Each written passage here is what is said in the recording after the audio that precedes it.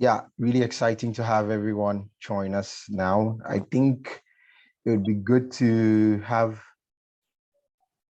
Oh, okay. I see a couple of people joining more. I think there are people joining in as Jessica. So maybe if you do join in and you find your name to be Jessica and you are not Jessica, you'll probably be good if you rename yourself so we actually know who it is and who's joining us. But yeah, I think as Jessica said, it's exciting to have all of you join us. This is the second day of our Ed Day program. Yesterday was really, really exciting. We launched our virtual Festival of Art event, which was super, super exciting. We had amazing people joining us. I can see some of them still here. So, who yesterday took us through some wonderful music and some science for TikTok gestures and really exciting. And we had, folks join us, share about poetry and songs and all. And it was really, really inspiring. Like I was really moved. And it showed us the power of art and how it speaks actually. And I think there was one thing that the representative from ed.day.org said, which was Nila. She said, the earth has been speaking to us, but we've not been listening. And that was really important because it's important to be in sync and listen to what is going on and actually make sure that we are prepared and we are responding to the crisis that we are currently facing, mainly being climate change. So for us, it's exciting that we can have this program to discuss some critical issues that surround Earth Day. And as we know, the theme for this year's Earth Day is Invest in Our Planet. So our theme and our discussion today is going to actually be around investment. And so we are excited to have some very, very young and wonderful speakers who will be sharing with us their experience, their knowledge in the area of finance for climate change and environmental issues, and we really learn a lot. I am expecting to learn a lot from these folks. But yeah, let's hope that we have a lot of people joining us more, so people don't miss this wonderful event. But I guess we can probably start today's event. And since this is Ed Day and Youngo's Ed Day event, we have been partnering with edday.org. And as such, we have a wonderful person from Ed Day to share with us a solidarity message from Ed Day. So I will be sharing my screen just a minute if I can. Okay, so I will be sharing my screen now. Please let me know when you see my screen.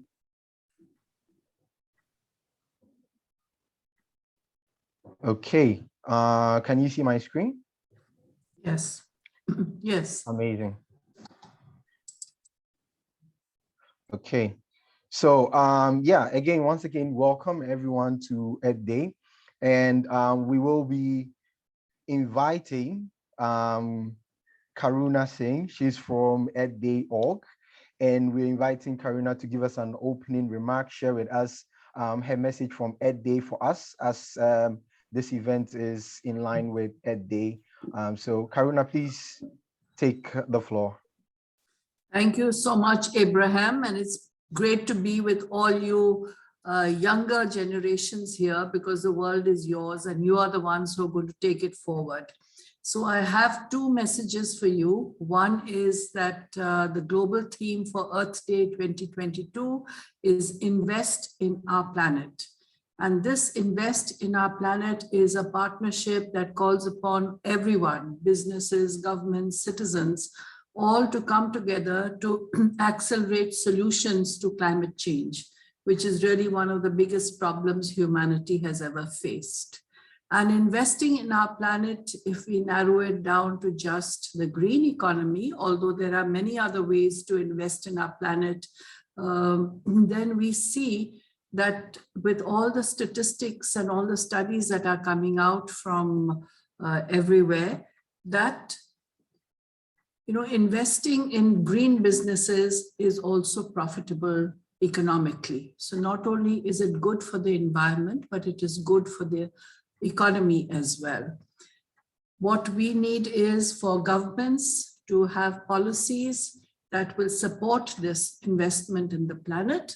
And we need to take it to smaller businesses and make them understand that the more you invest in, say, the circular economy, the less raw materials you will need to purchase, and the less of the waste that you will need to cart away to others. So that is my first message, that we are all in this together.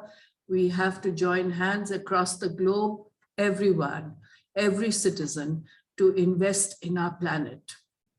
My second message from earthday.org is that the world is there for the younger generation. The world is yours. Please take it forward with all your energy, with all your vision, with all your strengths and all your capabilities, and do it for yourself, because you have a longer lifespan than any of us have. So you need to invest in our planet much more radically than we have to. Thank you very much. And we look forward to this conference. We have always invested in our youth. And in fact, we have a program ongoing called My Future, My Voice, where we have young people from across the globe. We provide them a platform, those who are environment leaders, to come together so that time is not wasted in reinventing the wheel, but they share their experiences with each other. They smudge out those political borders and they come together as one. Thank you very much. And it is a privilege of mine to be here with you all. And I wish the panel all success. Thank you. Thank you so much, Karuna. Thank you for the wonderful message. Indeed, it is time for us as young people to take charge, because the future is ours. And definitely all the issues on climate change that are going on now, all the discussions that are going on now, the real impact, if climate change is addressed or not, what the effects and the impacts are going to be borne by us, the youth. So it's really important that we are involved in this discussion, and we are happy that folks like you from earthday.org are really supporting us and pushing that we are able to have these sort of discussions and shape our future to ensure we have a climate-proof future. So it's exciting to start this. I think it would probably be good if we attempted to take a group picture. Maybe I'll stop sharing my screen and see if we can open our cameras for a quick picture. That would be great. I don't know how many folks are able to open their cameras. That would be great. So please, if you can open your camera, we really appreciate that. Oh, okay, I see more people opening their cameras. That's great. That's great. Can we get some more? Okay. All right. So maybe we can take another one later, but maybe we can take one now. So please give me your brightest smile. Like Cathy, I want to see your brightest smiles. Like you're still reserving. Okay, great. All right. Great. One last one. Let me try again. Again, smile, everyone. Say cheese. Cheese. Okay, great. Thank you so much. Thank you so much. I guess at this point, we would want to introduce our speakers. So maybe I'd go back to sharing my screen. Want to introduce our speakers. We have some wonderful speakers today. And the first speaker, okay, so yeah, the first speaker, I'm not sure if he's joined the call already, but the first speaker is Mr. Anish, Shrestha. Anish is the focal point for the UNMGCY DRR constituency. He is a youth activist belonging to the newer indigenous community of Nepal. He has experience working on human rights, environmental conservation, climate change, indigenous people, and youth issues. He is the executive director for the Environment, Education, and Development Foundation in Nepal. So Mr. Anish is one of our wonderful speakers that we'll be having today. Next speaker is our own Cathy Lee. So Cathy is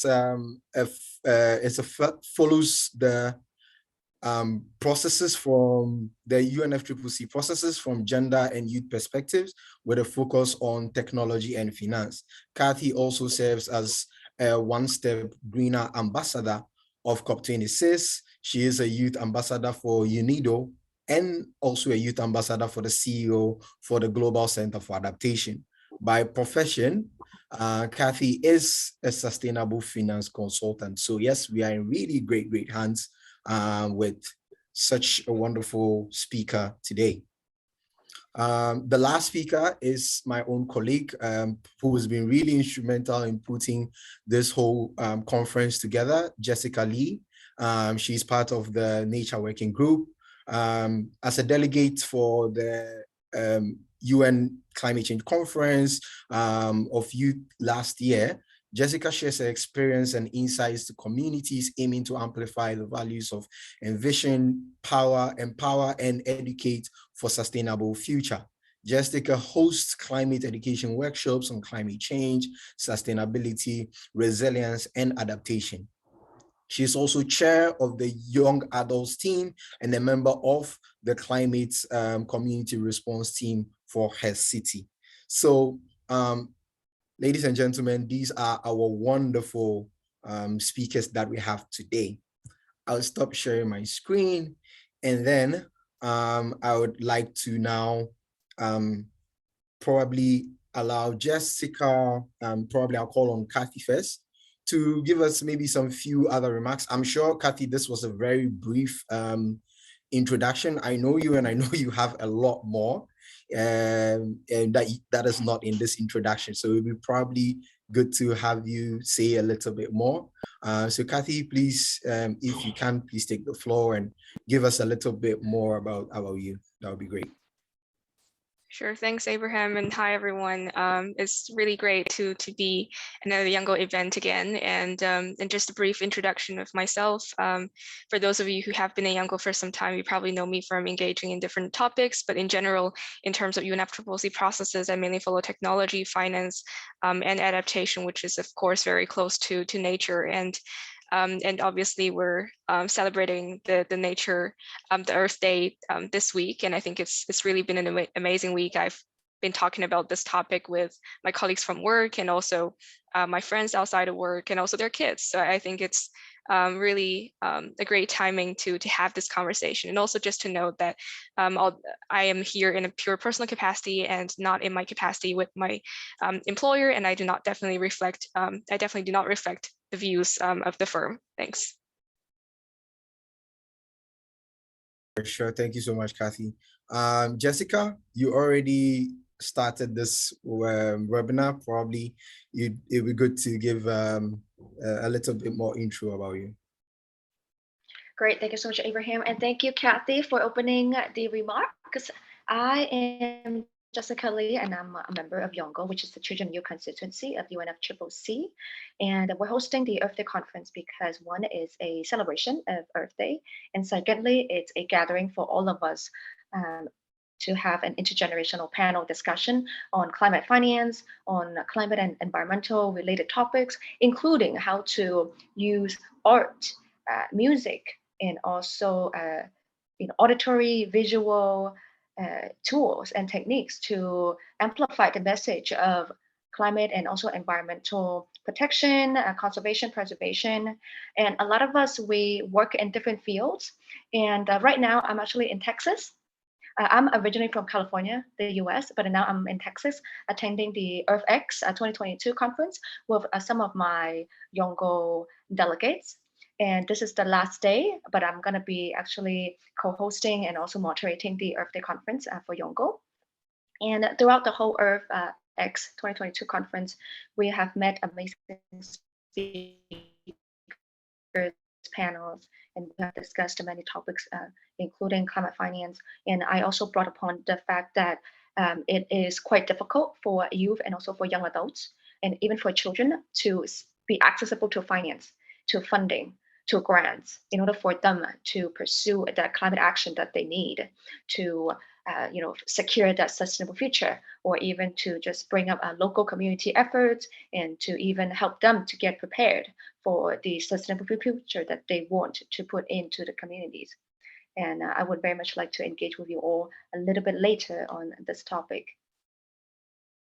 Thank you. All right. Thank you so much, Jessica. Anish, you want to take the floor? Maybe someone can join me before, and then I can come later, maybe.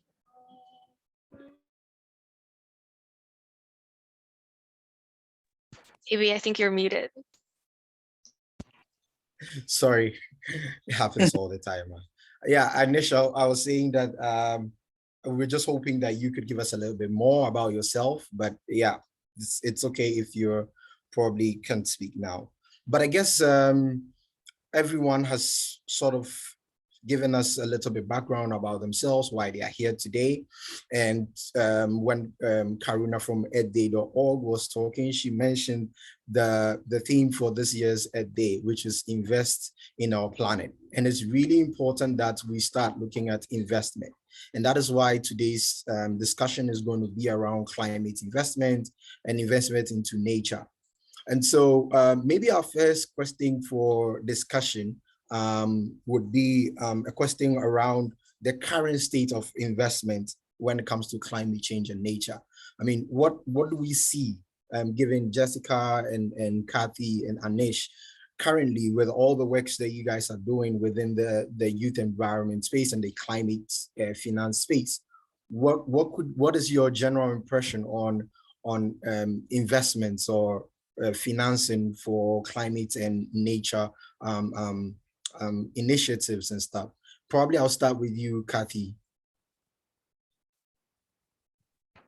Yep, sure. And then I think in terms of my view on the current state of investment, of course, here in a pure personal capacity and more from a youth perspective, I think definitely COP26 brought in really great momentum, and not because I'm biased towards the presidency, but I think there's definitely been momentum, and I think colleagues worked really hard. For example, having the Nature Thematic Day and having a nature pavilion. I think those are great ways to really showcasing the initiatives by different international organizations and also by civil society stakeholders, including youth, and also there's been quite some attention from the UNFCCC as well, where, for example, there was the Standing Committee on Finance annual forum this year and last year is focusing on nature-based solutions, and many committees, many constituted bodies, even the ones who don't have a strong focus on nature in the past, has now started to increase their focus. For example, the Technology Executive Committee they are working with IUCN, and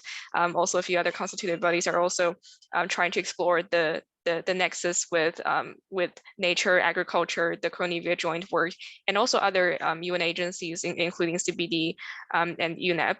And so I think in terms of, I'll try to slow down. So I guess in terms of my view on the current state, I guess what's really important is to keep the momentum high and also focus on really turning the commitments that were made at COP26 by either national governments or private sector or big organizations, to turn those commitments into reality and to make sure that the actions are inclusive. Thanks.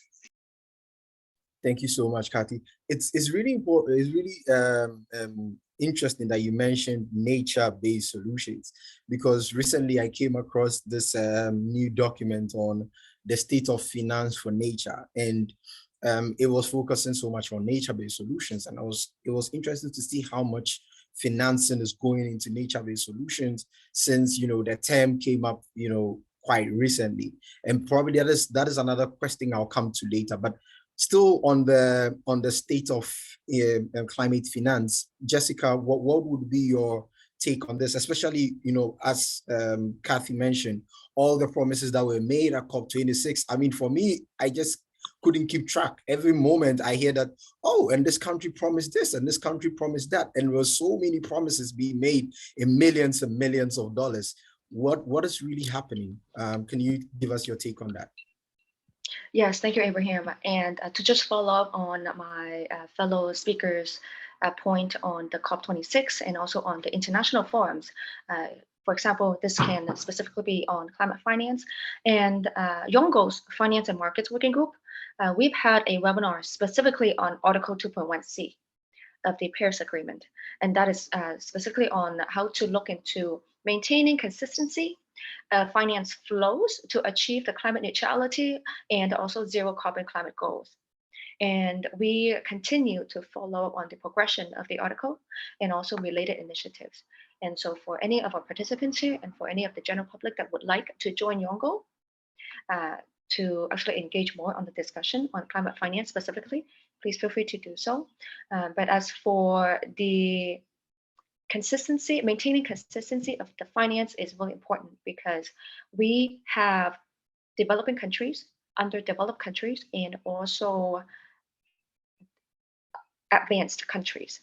And when we are trying to think about the distribution of funds, for example, the adaptation funds and the adaptation funds. So in 2007, the countries, they emphasized the need for adaptation by finalizing the establishment of the adaptation fund under the Bali action plan of the UNFCCC.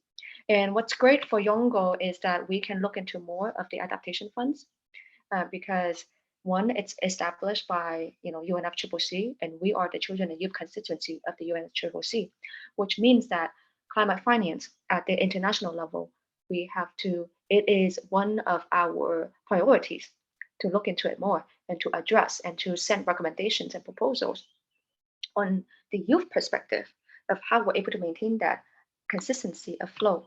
And there are 6 areas that we can look into. One is accessibility. Secondly, it's equitable distribution. Thirdly, it's the availability of funds. And fourthly, it's the implementation. And fifthly, it's the outcome reporting. And then finally, it's the effects and impacts. So for example, when we have a fund that comes out, so let me just give an example of the climate investment funds. So the climate investment funds, it's directly geared towards developing and middle income countries. And the investment areas include clean technology, energy access, climate resilience, sustainable forests. And there are 4 funds available. One is the Clean Technology Fund, CTF. Secondly, it's the Forest Investment Program, FIP. And thirdly, it's the Scaling Up Renewable Energy in Low-Income Countries Program, SREP. And fourthly, it's the Pilot Program for Climate Resilience, PPCR. And so when you look into all of these different funds, there are different focus. For example, the Clean Technology Fund, the objective is to invest on projects, programs, plans, and initiatives that heavily focus on greenhouse gas emission reduction. And the concentration can be on the following private sector entities: firms that focus on clean technology,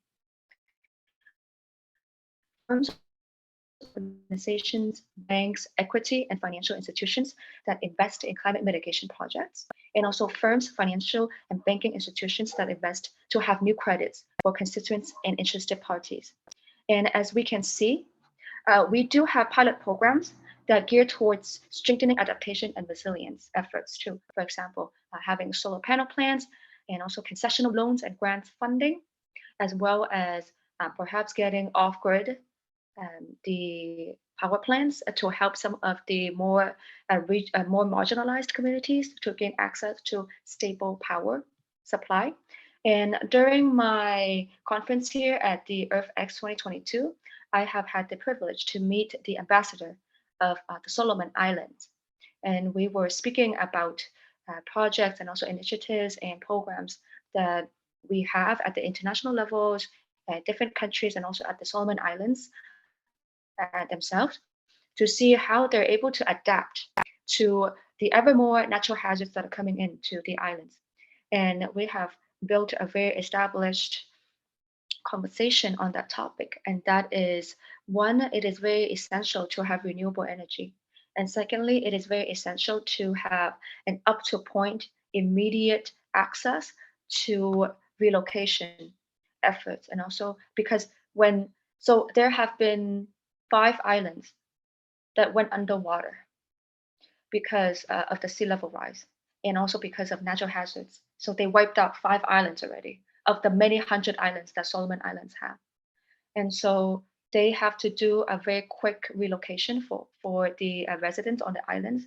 So this dislocation and also migration, refugees, these would be the topics that we would see in the future, because there will be more and more natural hazards and anthropogenic hazards that are happening to different countries, not only the island countries. And when we think about climate finance, we have to think about case studies.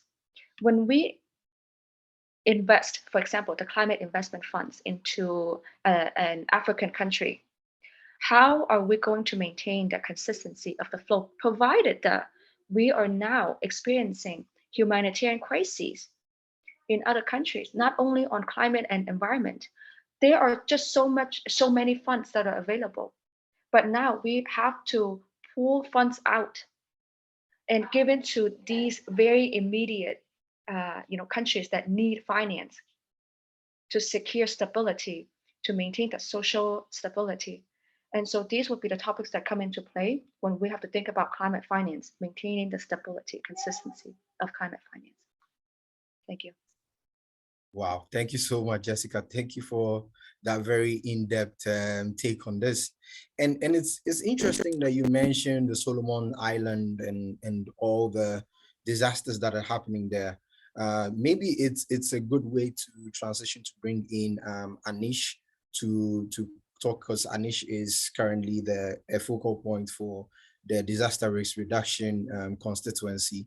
So Anish, I don't know if you are able to speak now, but Yes. oh, okay, great. So what's your take on this? Because Jessica even mentioning what's happening on Solomon's Islands and all the issues that are happening in terms of financing disasters that are happening as a result of climate change. In your work within your constituency, what has been your take on financing for climate change and even related disasters? Thank you, Abram, for first of all for putting up all this wonderful interaction today. Really amazed to see all of us and joining and contributing and exchanging their thoughts. And I think it's very important to learn, share, and then inspire the change which start from the youth.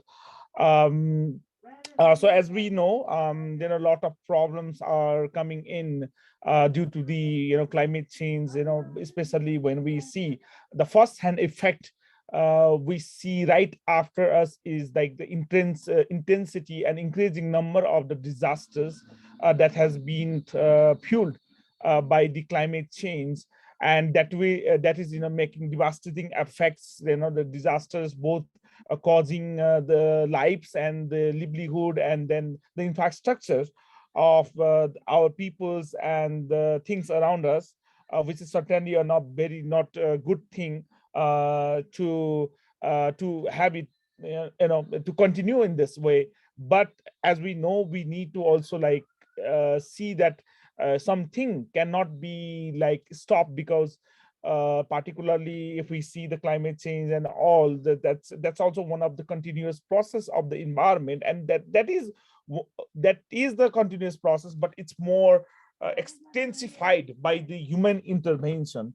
But as we do human intervention on the planet, and then we have this devastating effect coming in also, but we also need to have the human intervention both to mitigate and to adapt to this crisis, by investing, by exchanging the best practices and innovating to overcome, to train and to capacitize ourselves to get out from that. So And then we are seeing that young people are doing a lot of innovation, in terms of project, their involvement, policy contribution, what is the best for the planet. So, and also the like lot of entrepreneurship we are seeing the young peoples are bringing in, the green entrepreneurship, which has been very beneficial. And they have also tried to put all of their own resources to, and all to get the resources. But as we see, the resources are very scarce, like in the of the movement. So after the COVID-19, it become more scarce. So because the economy of all the countries have been gradually been going down due to the effect of the pandemic. So young peoples have been starving to get the resources, even what they used to invest, or what they used to continue to build the momentum, has been indefinitely very hard at this point. So I think we need to have a more solidarity, more unification, and more exchanges like this to brainstorm, to build upon, and to solidify our movement. So that is what I think we will be able to bring the investment. And as I said, the young peoples are already doing, but there's so much to fill in. And in the finances, as if I need to particularly talk about my experience, I have been hard, but not so much also like depressing. But at the moment it's steadily growing. But we need a more power, like the youth power, to come to join and to build upon what it is there. So networking is one of the great tools that we can get it achieved. So I think we need to have this kind of interaction, to not only have a one-time interaction, but to build as a platform where the young people can come, can discuss. I think there should be one investment platform for the young peoples, or a sort of like a fund that can really explore the potential of the young people, to invest on young people. So there can be a various modalities.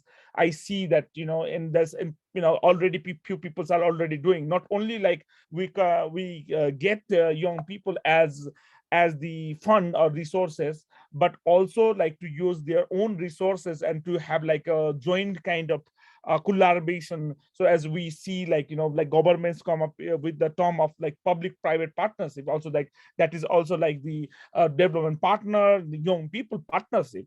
So I think this kind of new model we need to build upon, to get the more investment, to have a greater access to finance, and to have a greater mobilization of finance through the young people. So in terms of even the young people can get the credit, it's not only about like getting the fund and they forgot and then they use it, but also like they can return back to this community and society, so that the next young people can access, because the resources are not indefinite, but needs are indefinite. It cannot be defined, the needs.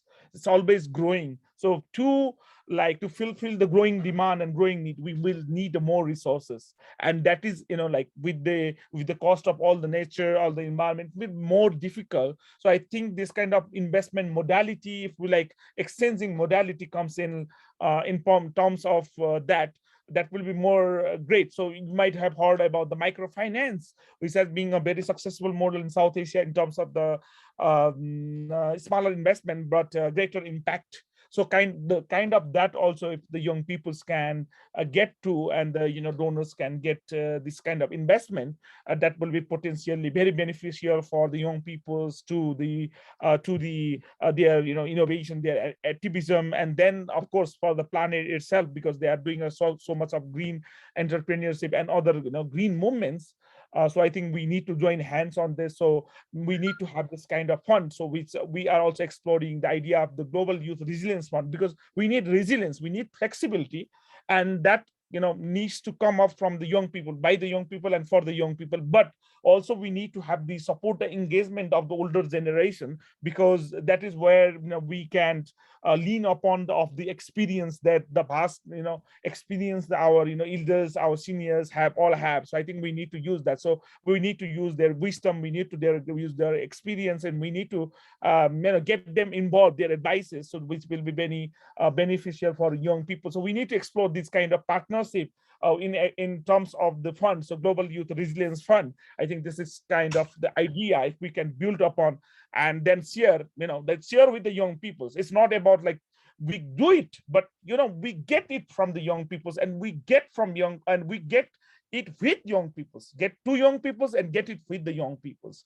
So this kind of, I think, partnership is needed from the development partners, young people, states, and all of us can come on. So we are exploring all this with the upcoming the seventh session of the Global Platform for Disaster Risk Reduction, where the young people will be convening as the Global Youth Platform for Resilience and Climate Action 2022, which is happening from the 22nd of May to 28th of May in Bali, combining with the 7th session of the Global Platform convened by the UNDRR and hosted by the government of Indonesia. So, we are doing this as the first initiative. So this is one of the example how the young people's trying to build the resilience and to discuss the resilience and to lead the resilience. So I urge all of us to, stay connected with all the movements, to join the movement and to contribute the movement. And I'm sure we can together make a difference. Thank you very much. Thank you so much, Anish. That is a lot. In fact, you spoken about you've gone into the next question I actually had, which was on the experience, and you've actually even provided some few points on the Global Youth Resilience Fund. This is an amazing thing, and in fact, I was wondering, because when you talked about young people coming together and there being a fund for young people, from my own experience, having been with an organization that was applying for a fund from one of the UN agencies, I can tell you the amount of paperwork that you need to go through to be able to get a fund as small as, say, what I wouldn't say it's small, but maybe a fund of maybe $10,000. You really have to go through a lot of documentations. And for a lot of young people who are from the global south, and and even young people in general who have organizations that probably don't have all these documentations but are doing amazing things, it becomes really difficult to be able to access some of these funds. So it's really interesting you speaking about having a fund that is for young people. That is really amazing. But I'm curious to know from Cathy, is there something like that already in place? Do we have funds like these already? I know you have a lot of knowledge within the finance circle. Is there something like that already? And how can we already plug into this if something like that exists? Or if not, how do we go about it? Yeah, I just first want to join Anish and Jessica, just really echo the importance of loss and damage, of DR, and for UNFCCC, the global goal on adaptation, and also, of course, the big topic that the high-level champions and others are working on, resilience. So they're definitely on the top of the minds of many civil society stakeholders, and especially on Anish points of a fund focusing on youth. I think that's definitely something really interesting, and which also reminded me of not a fund, but a youth-led, not a youth-led, but a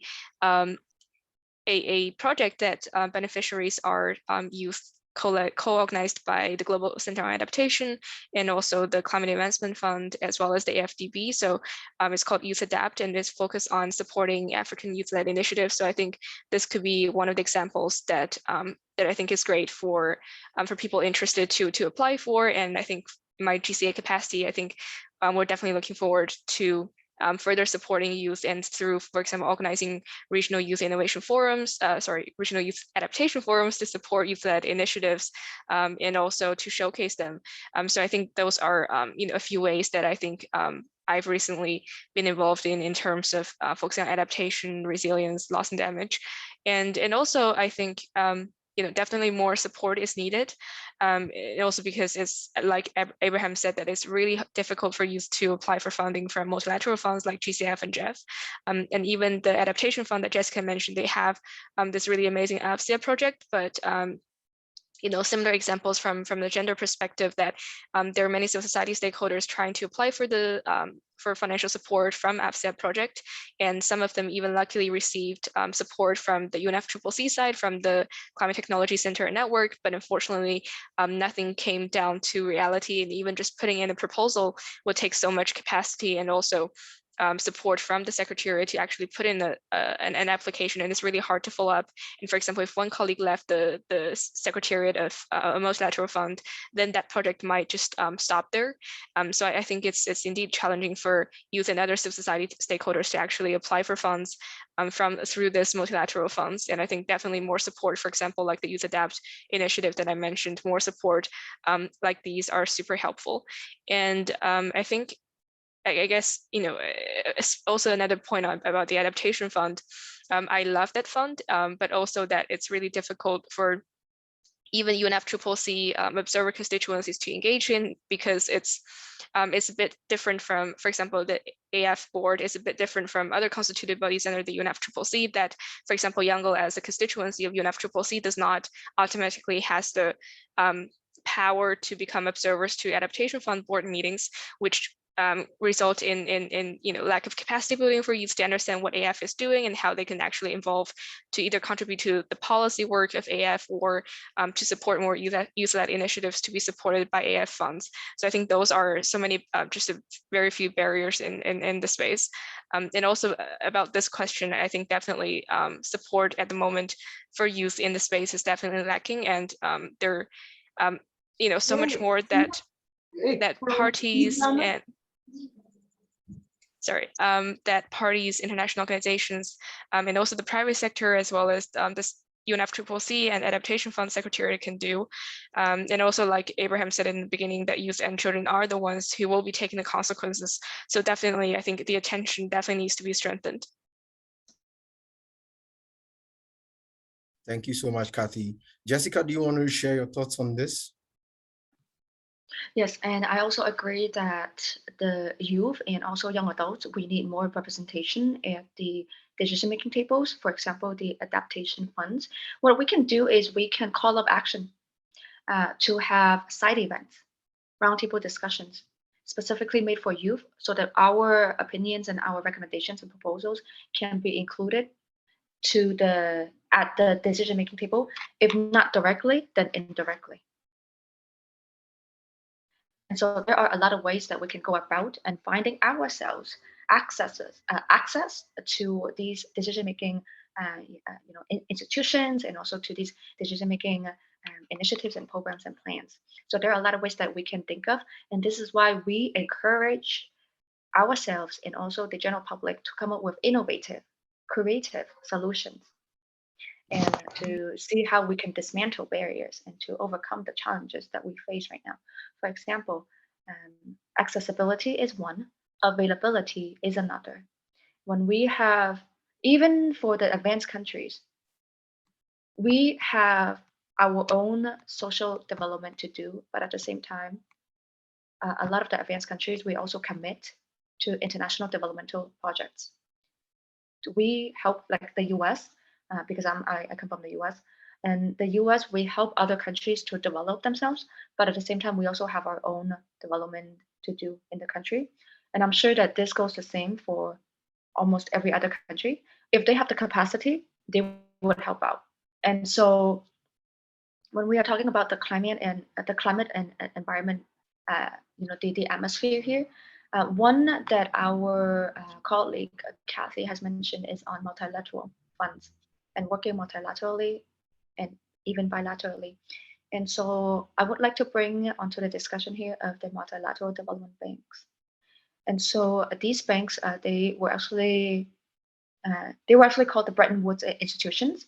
So for example, World Banks, International Monetary Funds, International Bank for Reconstruction and Development, International Finance Corporation, International Development Association, the General Agreement on Tariffs and Trade. And the recipient institutions include European Investment Banks, Asian Development Bank, Eurasian Development Bank, and Asian Infrastructure Investment Bank. And what these multilateral development banks do is that they would invest in for example, underdeveloped and developing countries, and the focal areas would be on grants. And these grants, they would be on low or no interest loans. And the lending would be concentrated on having the results and outcomes. And also just in 2007 and 2008, during the global financial crisis, the multilateral development banks, they injected $222 billion in financing to the global market. And the focal areas included, just in general, the focal areas included social advancement, food security, climate change mitigation, adaptation, resilience and sustainable initiatives, economic development, and also strengthening infrastructure. And so these are some of the priorities that some of the multilateral fundings are keeping onto the missions and goals. But at the same time, we also have to think about distribution, how to equitably distribute these funding to all the countries that are in need. And so perhaps these would be a great discussion points right here at this panel. Thank you so much, Jessica. Thank you. And it's interesting, and I've seen a question from one of the participants, which is on nature-based solutions, and I think we'll probably come there because that's actually something that I'd actually wanted to talk about. And it's because when we look at nature-based solutions, it's sort of a term that is relatively new as compared to other well-known. And we know that for some who probably don't know, nature-based solutions sort of comes out of the term that previously existed, which was ecosystem-based adaptation. So nature-based solutions coming up currently has caught a lot of attention, and it looks like there's a lot of investment moving into nature-based solutions. And like I mentioned, the recent document that came out from World Bank and then World Economic Forum on the state of finance for nature was talking about all these billions of dollars that are currently being pushed and poured into nature-based solutions. And all these MDBs that you spoke about, Jessica, are all pushing for financing for nature-based solutions. So I guess what's your take on this whole nature-based solution and the rush for finance into nature-based solutions? Is that like the new way to go now? Is that how we have to shape our advocacy or initiatives to be able to get funding, to be able to support our initiatives? Do we have to brand everything under nature-based solutions? And what are some of the challenges in that?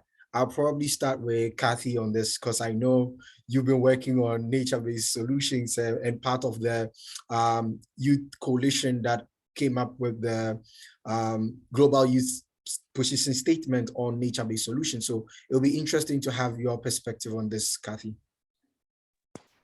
Yeah, definitely agree. And I think speaking of MBS, I think Abraham is very likely a better expert than me, but and also just to give everyone here a brief introduction of what we've been working on MBS. So given the youth constituency of the CBD, which is the Convention on Biodiversity, and Youngo, which I guess you all know is the youth constituency of the UNFCCC, and a really amazing organization called Youth for Nature. So the three of us are working together as a coalition, working on MBS for the past over a year. So I think time really flies. So yeah, we launched our information brief to really explain to youth what MBS is and what's the difference and what are the views reflected by various parties in terms of MBS and also the old ecosystem approach that was used by the CBD. So we launched that at IUCN's Global Youth Summit back in April last year, so exactly a year from now.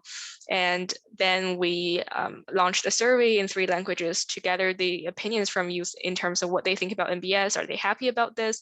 What they think are lacking? So we are very proud to have gathered over 1,000 responses over the summer last year. And we turned the results we gathered into a global youth statement, which was launched launched at COP.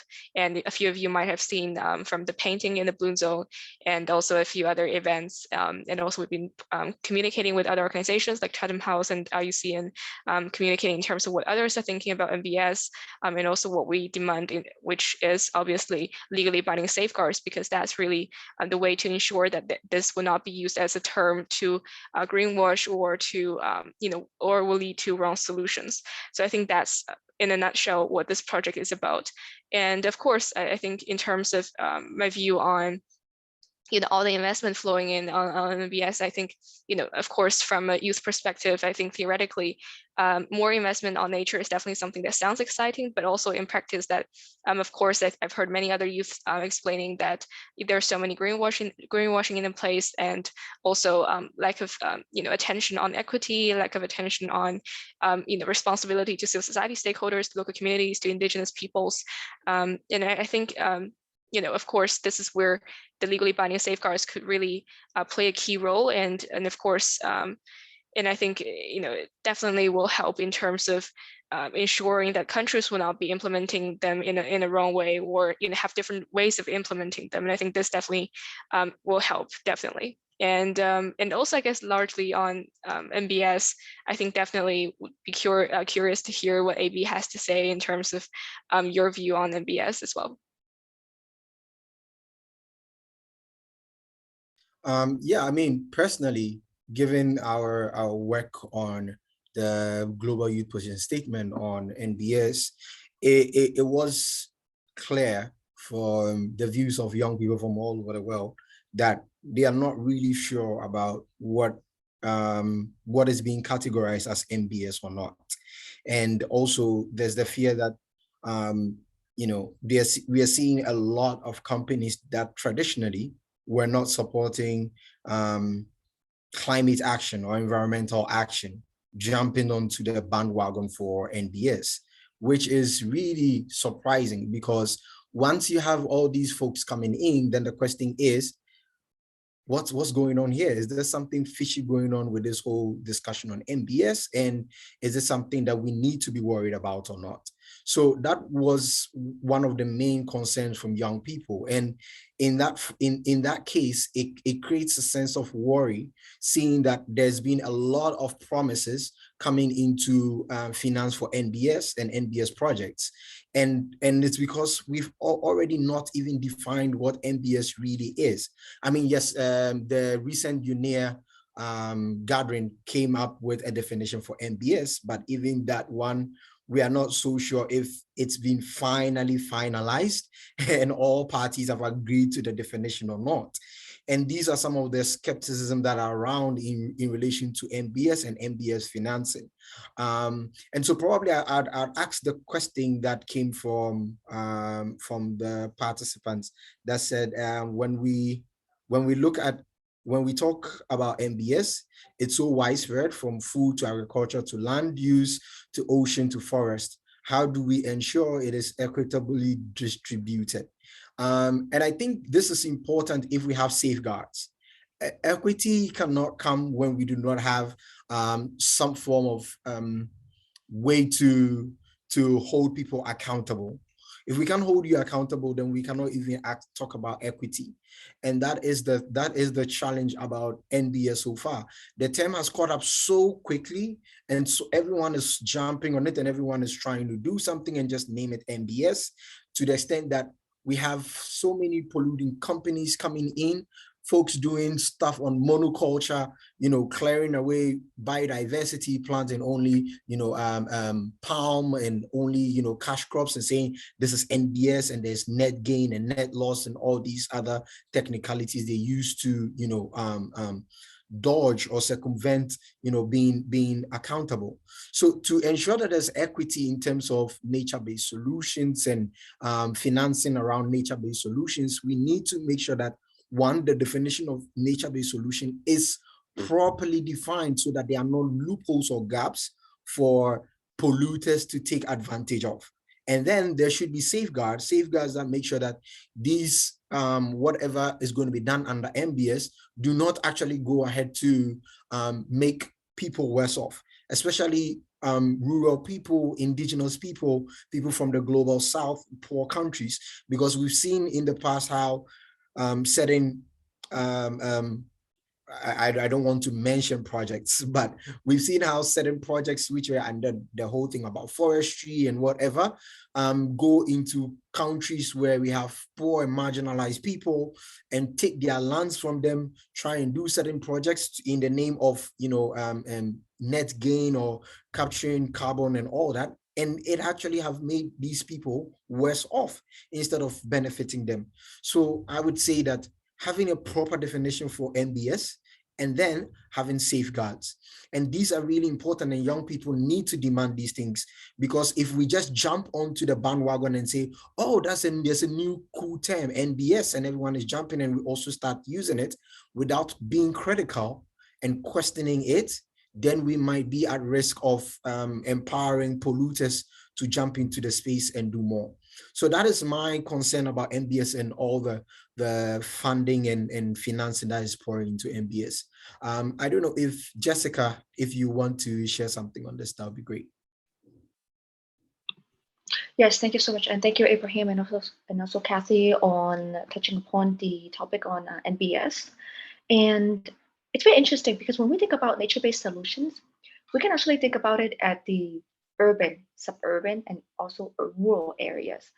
Which of these regions do you think would be best having the environment, the climate that would allow NBS to flourish? Is it at the city level, at the rural area, like indigenous local, or even at the suburban areas? The reason is because I live in a city, and when we talk about nature-based solutions, we can talk about nature-based solutions maybe like for food, for agriculture. But if I come from a city that is not very heavily reliant upon agricultural productions, but some of our other cities and counties are, they're more heavily on the agricultural side. But the city that I come from are more on the tech side and more of at the city level. And so there are a lot of concentrations and social advancements for these cities. And so I think very interesting to look into the characteristics, the unique characteristics of every city and every region and every country, because we have island countries. And so some of them, their incomes, they might heavily reliant upon tourism. And so when we think about nature-based solutions, can we incorporate nature-based solutions into ecotourism for these island countries so that they can maintain, protect, conserve, and preserve their natural biodiversity? They have very rich biodiversity and also ecosystems. Can they protect that while also having visitors to come in internationally that are being very mindful, they're being very aware of the nature, the nature around them, and also trying to protect the domestic homelands while people are actually stepping onto the soils. And so this is for island countries. And then for developing and underdeveloped countries, so some of them, they are more on industrial productions. So they're still at the stage when they're not very highly technologically, so their economy is not very highly technological, meaning that the human capital that they have to put in have to be very large in order for them to bring up their economy. So it's like mass production. And so when we talk about nature solutions, how are we going to incorporate nature-based solutions to protect, conserve, preserve the environment when you have communities that are very heavily reliant on industrial production? And so here we can all go into like emissions levels and also greenhouse gas emissions, and also all the other like toxins that are being emitted, and also pollution, contamination. And then, but as for the advanced countries, and so we are at the stage when the advanced countries, they are heavily reliant upon imports agricultural imports, especially when these advanced countries don't produce the produce themselves. So they rely upon a flexible market, financial market, and also a flexible import-export market, economic market that is transparent and that is also very easily accessible, because that's what keeps them operating. And so at the same time, can you think about nature-based solutions? How can we incorporate nature-based solutions? Countries are trying to maintain their economy, but at the same time, they're also trying to preserve and conserve the environment of all the interactions and institutions that are happening. And so when we think about NBS, very interesting when we actually break it into the little bits and parts, and to even look at it at a more holistic perspective, we can very well incorporate better. And so it is the unique characteristics of every community, every city, every region, every province, every county, every country that make up the global NBS, nature-based solution to all humankind and also to wildlife, life underwater, life above water. Thank you. Yeah, thank you so much, Jessica. I think your submission does bring to mind something I said the other time, which probably got some people thinking, because for me, I've always maintained that nature-based solutions is not a new thing. It's not new. It's not new to those of us from the global south, those of us from indigenous communities, those of us who've lived in rural communities, because I'd say literally have been adapting to the impacts of climate change by relying on nature and relying on indigenous technologies and knowledge, because we have not had the chance. Maybe for some developing countries now it's a bit different. There's a lot of changes, but for those in rural communities, it's always been reliant on nature, and it's not anything new. I feel it's mostly new to people from European and all these developed countries who have lived in these big cities for a very long time, which has been devoid of nature. Maybe all these concrete cities, and now coming to the realization that by connecting back to nature, having nature integrated into the ecosystem, some of these issues on environmental challenges that they are facing could be sort of resolved.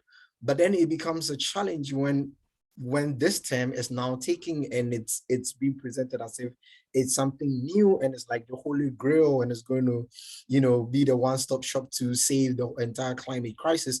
Those are some of the fears that are popping up, and especially from our survey that we had, there are these concerns that because these things are becoming new, or these are terms that are pro-European, it's likely to be enforced on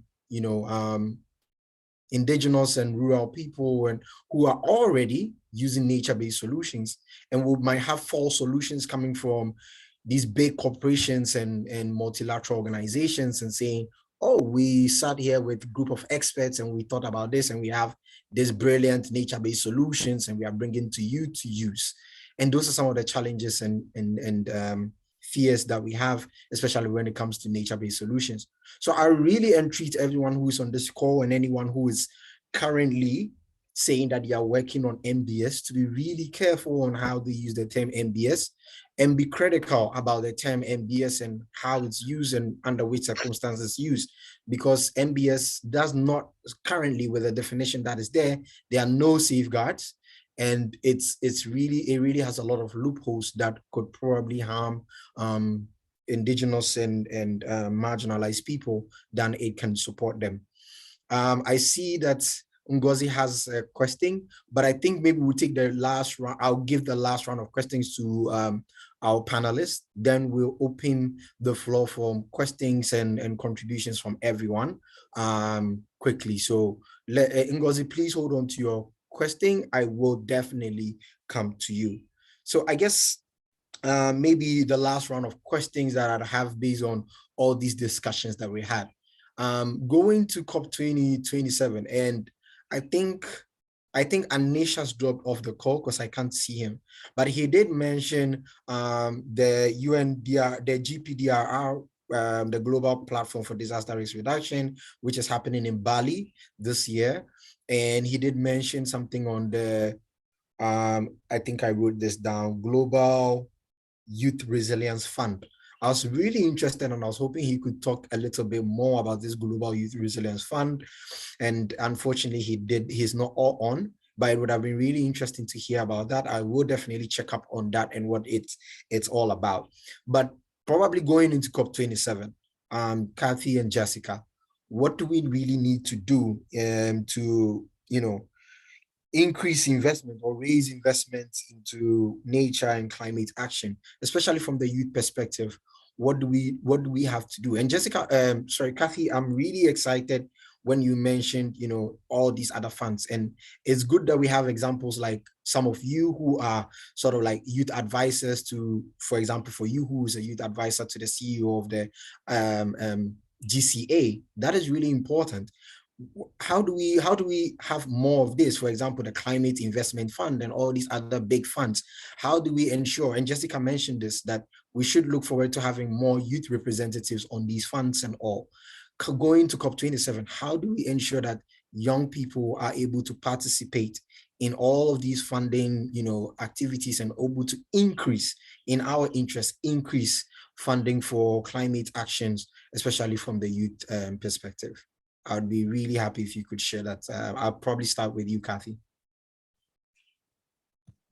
Great, sure. And I think it's definitely, it's been a really interesting discussion, and also hearing everyone's views on MBS and many other topics. I think in terms of, youth engagement in those multilateral funds, I think I see many people trying to make the efforts. For example, there are many great youth-led organizations like, in Africa, in Asia, in LAC, and in many other regions, trying to make sure that youth-led initiatives are being supported. For example, helping them in terms of putting in applications to receiving small grants from those funds. But of course, it's very challenging.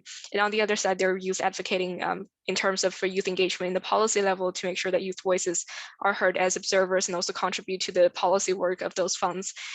So I think, of course, those efforts are really valuable, but also, of course, more support from those multilateral funds, from parties who actually have power in those funds and its boards, are definitely critical. And in terms of what youth need to do to increase investment in nature and climate action, especially from a youth perspective, of course, I think advocacy in terms of advocating your national government, subnational governments, local legislators, MPs are really helpful. And I think I've seen some really great initiatives, for example, in the UK, where MPs meet with their constituents every Friday to talk about climate change, especially with the younger generation. And I think this model will be duplicated again in Africa this year, which I'm definitely looking forward to supporting. And also, of course, not just the public sector, but also the private sector as well, advocating for more support for youth-led initiatives, and also not just implementation, but also policy level. Youth can advocate within the UNFCCC space, within other UN agency space, in terms of more support, including the DRR processes as well. And I think definitely looking forward to DRR joining forces with UNFCCC's work on loss and damage, on adaptation, and definitely encourage everyone to take actions in terms of turning your ideas into projects. Thank you so much, Cathy. Jessica, you want to share also? Yes, great. Thank you so much. And go for the lead up to COP27. And one is, yes, we do need to send youth and young adults to represent at the COP27 table. And secondly, at Youngo, we do have our local Conference of Youth, LCOY, and also our regional Conference of Youth, RCOY. And please stay tuned for more information on those, because we will be implementing LCOYs and RCOYs throughout the whole entire world, different regions, Asia Pacific, Africa, the Americas, and also Europe, and we have Asia Pacific Islands, and then we also have perhaps like the Central Asia and then the MENA regions too. And so please feel free to connect with Youngo on more LCOYs and also RCOYs information on those, on how we can actually prepare ourselves so that we have the knowledge, we have the negotiation powers to attend COP27. When we speak to officials, when we speak to ambassadors that are present at COP, we would be better able to present ourselves. And one, it's very vital for youth and also for young adults to have the knowledge, to have the representation, and to also have the commitment and compassion and the passion and dedication when we attend these conferences, because we are not only representing ourselves, but we are representing the entire youth population here. Because and also we are committing to addressing the climate and also the environment goals. And that's why when we come in together to a space, we are achieving SDG 17, which is partnership. When you have more than 1 billion youth in the world, and Africa has the largest youth population. And so in COP27, we have an African themed. So for example, the food at COP, we're exploring the different kinds of African cuisines, and then we are also exploring some of the strategies. When we are talking about strategies, not just like African-based strategies, but also uniquely identified strategies that are workable, adaptable to every individual region. And so one is to be identifiable. Secondly, is to be adaptable. And thirdly, it's workable. Is it easy to be implemented? If it's complex, how are we going to ensure that we maintain that consistency? And then going back to the theme for today, this topic is on climate finance. Super vital, essential to have climate finance in implementing projects. So for example, I would just like to give you one example. And so the forest investment program, and this would be investments in reforestation efforts, sustainable forest land management, and the quote unquote, the triple win of being good for forests, good for development, and good for climate. So it's forests, development, and climate. And so the program specifically deals with deforestation and forest degradation. And then in addition to that, they also have concessional financing and non-concessional financing. Countries, they're able to share knowledge, expertise, and strategies. This is what we as youth and young adults can take from. We can also share our knowledge, expertise, and strategies. So let me just bring up two country examples, Brazil and Mozambique. They share similar forest land features.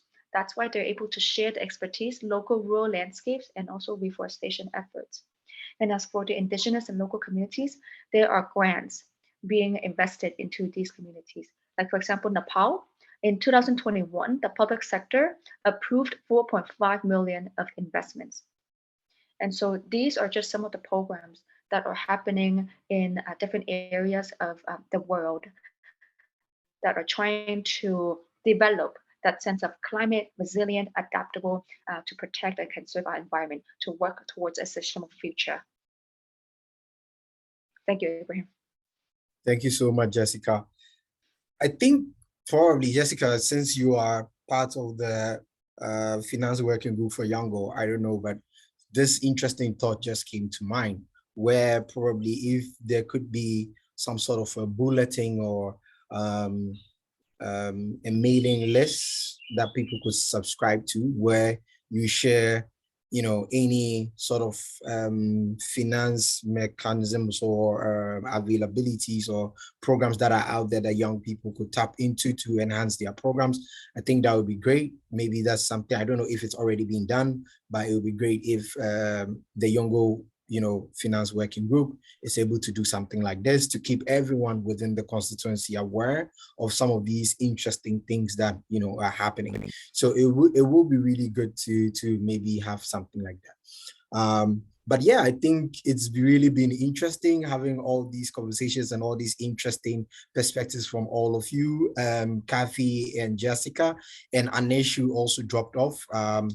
It's amazing to hear all these things and all these information about what is happening within climate finance and also finance for nature, which is also a growing topic. And we did talk about MBS and touch on it.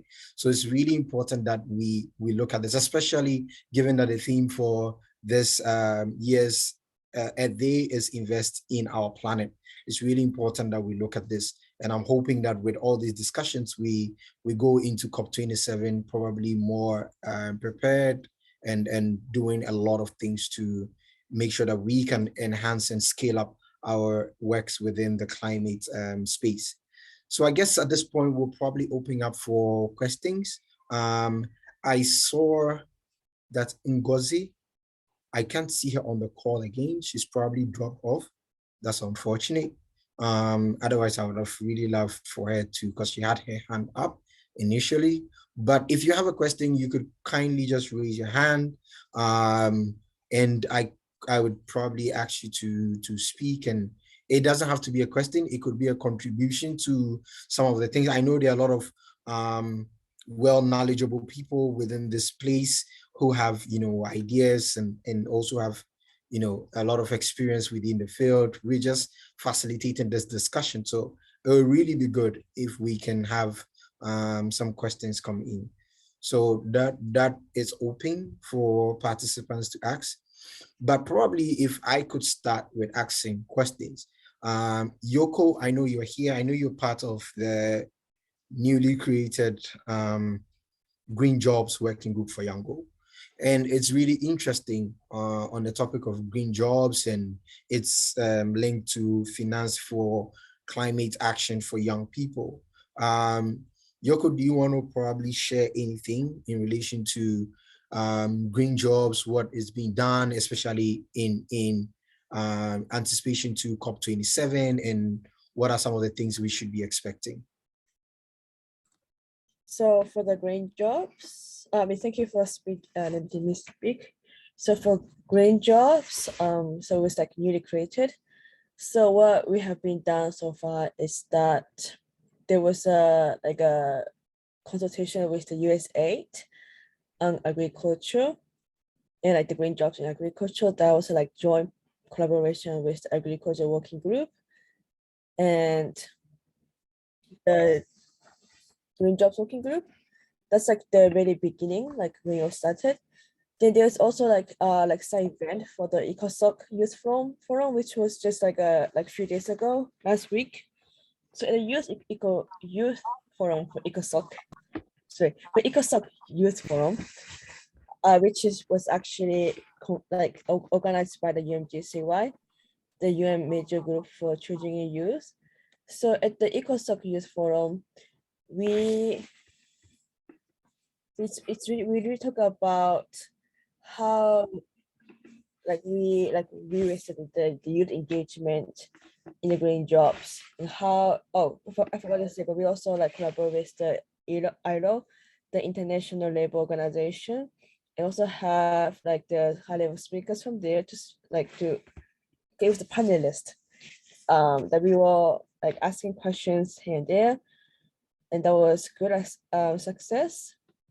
So with green jobs, we will also be planning for the green job bulletin for Youngo, and that will be a collection of green jobs across the world in different sectors. So that's in planning process. And there's also the capacity building session that we'll also be planning.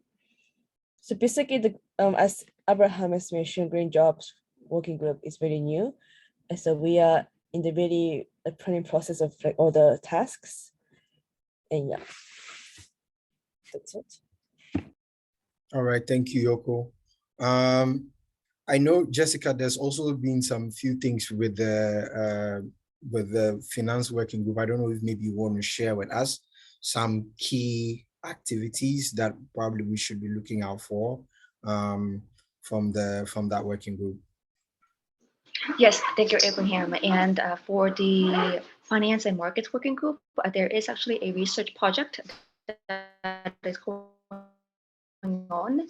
And the research is to attempt to investigate the topography in terms of, for example, map availability, climate finance, specifically focusing on youth-led projects, and also underlining the current limitations in accessing climate finance for youth.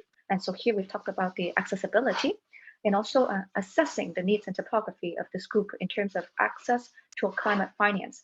So this can be the size of the project, amount of the project, beneficiaries, mechanism adopted, climate goal targets, and more.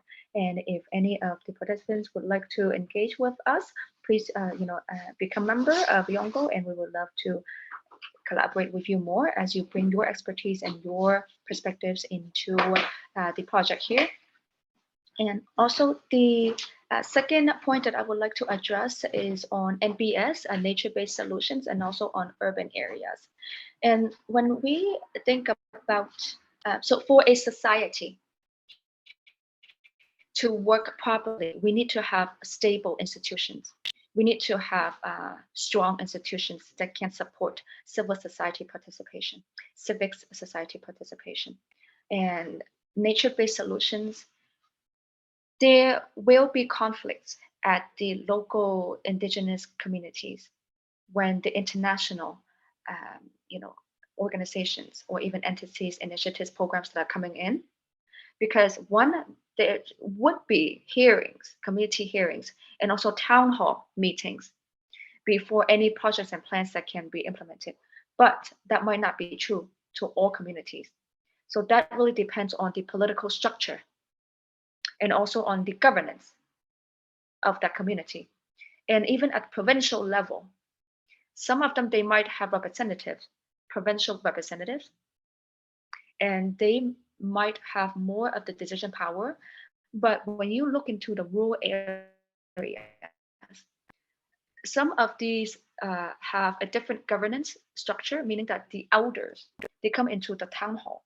They would have more of the decision-making power than, say, a locally, a local official representative. And so a lot of times this would depend on the local structure, the governance of the community when it comes to decision-making powers. And as for us, when we work in the international levels, at the climate and finance levels, we are handling more at the country level. But at the same time, these funds would eventually be trickled down to the implementation at the local levels. So we need to have extremely streamlined operations at all levels, NGOs, public sectors, and also private sectors, civil societies, as well as individual activists, advocates, and also champions, students, youth, young adults. Because when we have a head start in that, then in the climate sphere, then we will be able to bring our experiences and grow our knowledge as we work along with other colleagues of ours in the field. And when we get to a level that we can pass along the legacy to the next generations, and this is when we see the whole circular benefit of having knowledge sharing, and also of having innovations and creations coming along. And this is an intergenerational, yes, approach. All right, thank you so much, Jessica, for adding that up. I see a hand from Umar.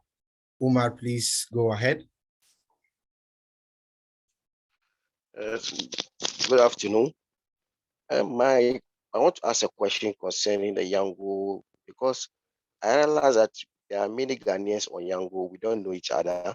And moreover, there are many Africans on Youngo. At least we should decentralize Youngo in every country, and West Africa, let's say West Africa Youngo, Ghana Youngo, Africa Youngo, so that we can network each other or get to know each other. That is my submission. Thank you very much. All right, thank you so much, Umar. So from your question, I take it that you are Ghanaian, so, and I am Ghanaian, so it's good to meet you on this call. It's true, probably, but there should be better ways. I think, Umar, it will be good if you checked out what we call the Youth Climate Council Ghana. It's a group that is sort of mobilizing all the youth organizations within that are working on climate change activities in Ghana, and all the Youngo members in Ghana are part of the Youth Climate Council. So it'd be really good if you check Youth Climate Council Ghana out, and if you check them out on all social media channels, you'd see there the link to register and join. that would be great. We could always do that. I would probably send you a private message with my contact. We can get in touch and I can fill you in on that. But yeah, it's really important that we are able to work not only on the global scale, but also on regional and local skills. And that is important because Jessica mentioned of the incoming regional conference of youth and also the local conference of youth. I don't know if you are aware, Umar, that last year we had the local conference of youth, which I happen to be part of the organizers. So these are other ways that we get to meet and we get to talk more. And you're right, because sometimes there's not so much unity and cohesion within the youth space. There's a lot of politics and here and there, but I feel once we are trying to work towards a collective solution, which is climate change, is affecting everyone. It doesn't matter whether I'm a Ghanaian or Nigerian or Canadian or American, it is affecting everyone. So it's important that within our local spaces, we are able to collaborate and take more concrete action. So yeah, I'd really applaud your comment, and I hope that all those of us who are on this call, if you know someone who's within your region, get in touch. Let's see how we can scale up our various activities and do more. That would be great. So thank you so much, Uma. I will definitely get in touch. Any other comment or question from anyone? Otherwise, I was probably going to ask Cathy to see if she could share if there's anything interesting going on, especially within the TechMec working group. I know you heavily involved in there and also in other working groups, but I feel sometimes you have more doing in the TechMec side, and I don't know if there's anything interesting going on that maybe we need to look out for, or sort of that will be interesting in relation to climate finance and going towards COP27. Thanks, AB. And I guess speaking of technology mechanism and youth-led initiatives, one, I guess probably 2 points. One is that the technology mechanism is quite well established, at least from my perspective. And this year, in terms of loss and damage, resilience, the Santiago Network is definitely on the top of many society stakeholders' mind. And I think a key thing for the Santiago Network, from my perspective, is to ensure that they take lessons learned from the technology mechanism when establishing the Santiago Network, to ensure that it actually lead to real loss and damage actions instead of just keeping at the stage of doing needs assessment, which is also very critical, and to really create real actions.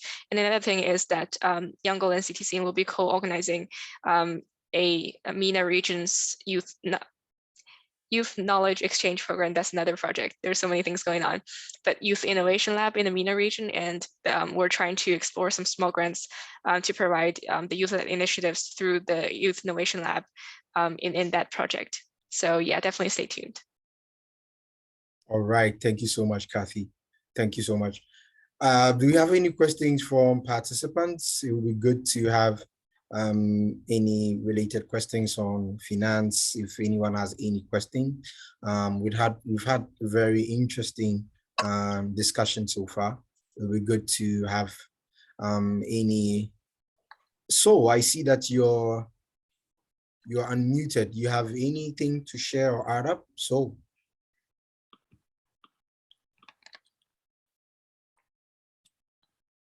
Oh, is So there? Okay. Probably not. Yeah.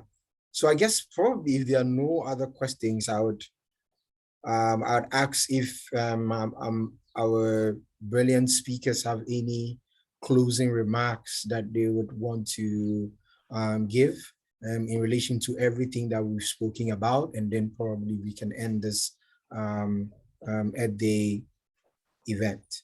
So I'll probably open up to Cathy again, and then after that, Jessica, and yeah. Oh, sorry, we do have someone with the hands up. So maybe we could quickly take that, because we've not had really so many questions. So Nisaf, you want to ask your question? Yes, hello everyone. I'm from Tunisia. I am an eco-mentor and eco-coach and consultant in green building. I was also a climate observer. I'm happy to be here, and I wanted to ask about, for someone like me, what kind of opportunities with Youngo organization in terms of green initiatives and green entrepreneurship in profit for youth. So is there any local opportunities wherever in Tunisia or at international scale? Thank you. Right, thank you so much, Nisaf. I'll probably ask Cathy and Jessica, maybe also Yoko, because she also mentioned entrepreneurship. I don't know if, but Yoko, maybe you already mentioned that it's really early days for the Green Jobs Working Group. So maybe I'll leave it to Cathy and Jessica if there's anything interesting for Nisaf. Yeah, I guess just very briefly, and I know that Jessica is also very active in many working groups. I guess from my perspective, I think definitely engaging through the working groups is a great way to build your capacity and also know other youth leading in the field. And also, from the mailing list, you will also hear many opportunities, for example, speaking opportunities on behalf of Youngo, or opportunities to participate in different initiatives. So I think definitely those are the two ways that I definitely recommend. Thank you. Jessica? Yes, and just going along with that, the additions that I would add is that our team members, current members, are continuously trying to streamline, trying to strengthen the missions and goals of Youngo, and we are trying to continuously to increase collaboration within our working groups and also across working groups. And so, for example, this Youngo conference, Earth Day conference, we can see that we have members from different working groups. So we have TechMech, we have climate, just on the Nature Echoes working group, and also we have the finance and markets working group members attending the conference as well. And we very much would like to welcome all the participants who are eligible to apply for membership to become a Youngo members, so that we can work with you. As you are, some of you may be consultants, some of you may work in the sustainable field, the climate environment field professionally. Some of you may be engaged at the community level, like me, myself. At all levels, we need your representation. We need your voice. We need your expertise. We need your perspectives. And please feel free to connect with any one of us. And please feel free to connect with Youngo, the main contact information, like the email list and also the Instagrams, Twitter, social media accounts. All right, great. Jessica, I saw that you already shared a link to register or join Youngo in the chat. Probably if you could paste it again, that would be great for anyone else who's in the call and wants to join Youngo and wants to do that. That would be good.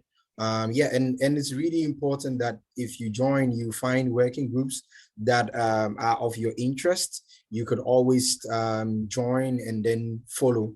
And as Jessica also mentioned, there will always be information coming out through the mailing list, and it will be and you see some of them would probably speak to your region, some of them might speak to what you do, and then you can always connect and see how to make use of these opportunities.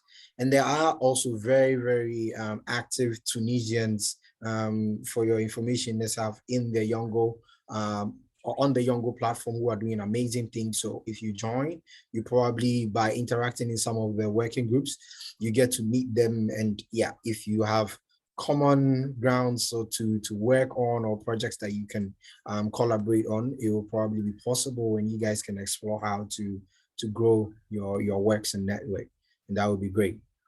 So yeah, I think that is good. Is there any other question from anyone else? Otherwise, we will probably ask our speakers to round up everything for us. So yeah, I don't see any hands. So I'll probably now come to you, Cathy. Your last words for us, and then probably to you, Jessica. Yeah, I guess from my side, just want to thank everyone, and also especially Abraham, and also everyone from the Nature Working Group for organizing. And I think it's really great for you guys to really take the initiative to organize these little conversations, to really share the work of other youth are doing, and also to build capacity. And I think this is definitely such a great initiative. And thanks so much for the efforts behind this. And also, I think great interventions from Jessica and Anish earlier. And I think it's definitely enlightful to hear this on a Sunday. So hope you guys keep the good work going, and definitely looking forward to crossing paths with many of you. Thank you. Thank you so much, Cathy. Jessica? Yes, and thank you so much to my wonderful colleagues here and to the wonderful speakers here who are able to come to join us for the wonderful discussion on climate finance. We have touched upon quite a lot of related topics, including economy, the economics, the economics operations, and also indigenous, local communities, and also partnership, and as well as humanitarian aid, and also on social advancement. So as we can see that climate, environment, and also on sustainability fields, these are not just strictly related to one field, but we operate in an interdisciplinary, intergenerational, and also intersectional approach. And we very much would like to welcome the youth and also the young adults into the climate, environment, and sustainable space here. And as we are able to carry the legacy forward with us, and as we are mentoring others too. And so these would be some of our objectives. And I know that we would be excellent speakers and also excellent representatives, excellent liaisons in that field. And I very much would like to see all of you in future conferences and events, and also to work with you all hands-on and also virtual spaces, as well as coming up with recommendations, proposals. Thank you very much for giving me the opportunity to become speaker for this conference. Thank you so much, Jessica. And for me, it's been amazing having all of you join with a depth of knowledge that you guys have in relation to finance, climate finance within the youth space and all. It's really important that we have young people like you share your knowledge, and then let all of us build our capacities in terms of our understanding on what are the current trends and what we can do in relation to climate finance, especially going forward to COP27. And so, yeah, it was really good to have all these discussions and all these important talks. And especially because today's event is in celebration of Earth Day, and the theme for Earth Day being to invest in our planet. We're really excited that we had this discussion. So I want to thank all of the wonderful speakers, Cathy Lee, Jessica Lee, and also Anish, who dropped off the call at a point. But yeah, his submission was also really brilliant, and I really enjoyed everything that was being shared here. And I also want to thank my colleagues who from the Nature Working Group who helped us to set all of this up. My contact point, Yoko, who is also on the call. Thank you so much for all the effort. Jessica, a speaker, but still has been really, really instrumental in setting up everything up. And so has been amazing, supporting us and putting everything together. So I really want to thank all my teammates and everyone who made the time to join this call. I hope that this conversation doesn't end here. Everything that we've discussed, we'll be able to take it forward. We'll be able to use that to plan in terms of our advocacy, our initiatives that we are putting together. And hey, let's go out there and make the earth a livable one. Let's put in all the actions, let's put in all the effort, advocacy, everything that we're doing, and let's push forward to see the green future that we want. So with this, I'd say thank you for joining us. Have a wonderful rest of your Sunday. And definitely, if you've not joined Youngo, please check the chat. There's the link there. Join Youngo. Find a working group. If you're already in Youngo and you don't have a working group, it will be really important for you to join a working group and get active. Join us. Let us make a change. Let us make the world a better place. Thank you all, and enjoy your weekend. Bye. Thank you very much. Thank you. Thanks, everyone. Bye. Bye-bye.